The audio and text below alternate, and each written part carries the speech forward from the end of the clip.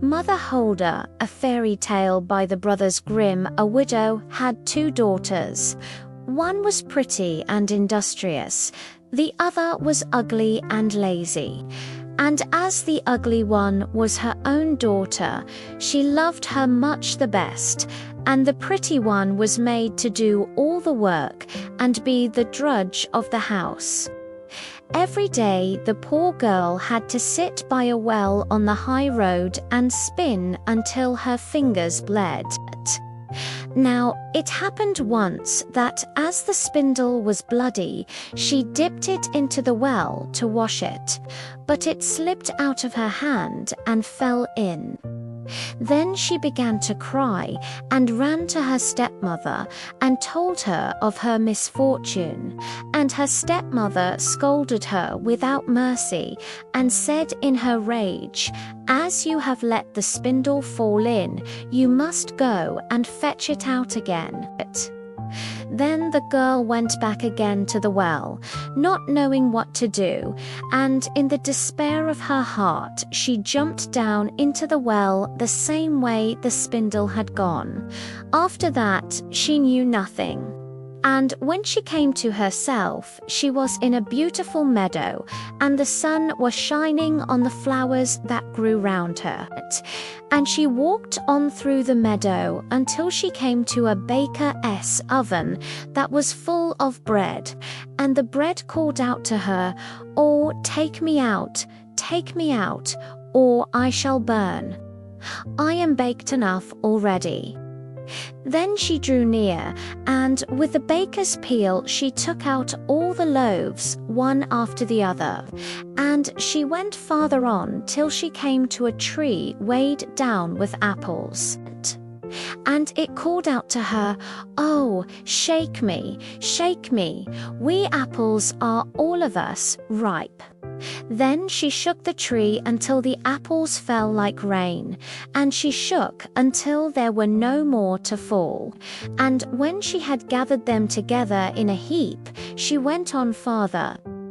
At last she came to a little house, and an old woman was peeping out of it. But she had such great teeth that the girl was terrified and about to run away, only the old woman called her back. "What are you afraid of, my dear child? Come and live with me, and if you do the housework well and orderly, things shall go well with you. You must take great pains to make my bed well, and shake it up thoroughly, so that the feathers fly about. And then in the world it snows, for I am Mother Hulda," as the old woman spoke so kindly. The girl took courage, consented, and went to her work. She did everything to the old woman's satisfaction, and shook the bed with such a will that the feathers flew about like snowflakes, and so she led a good life. Had never a cross word, but boiled and roast meat every day. When she had lived a long time with Mother Hulda, she began to feel sad. Not knowing herself what ailed her, at last she began to think she must be homesick, and although she was 1,000 times better off than at home where she was, yet she had a great longing to go home.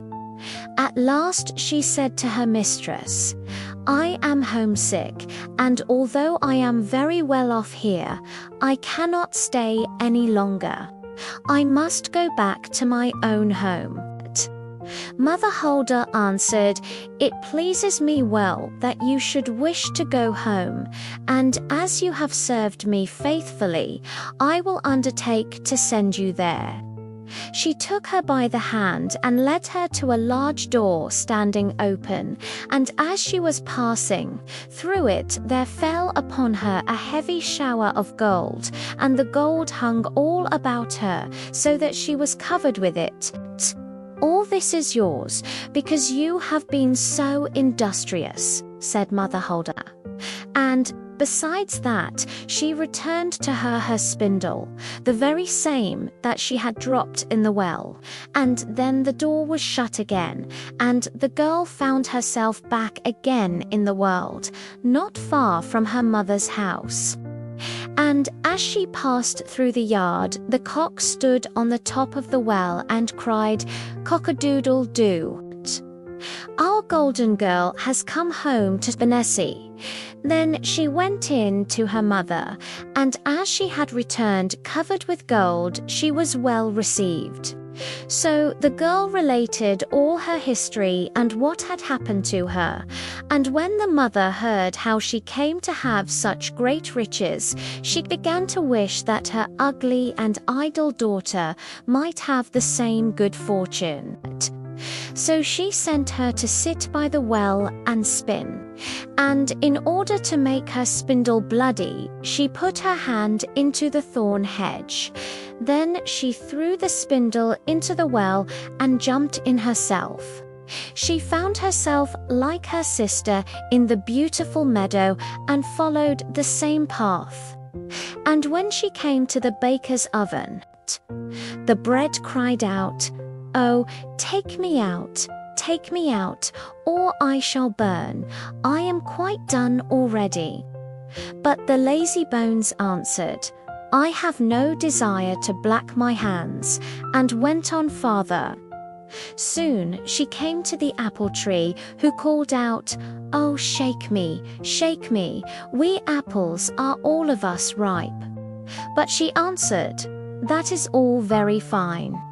Suppose one of you should fall on my head," and went on farther.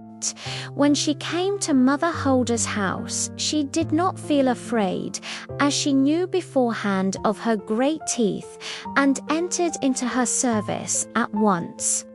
The first day she put her hand well to the work, and was industrious, and did everything Mother Hulda bade her, because of the gold she expected.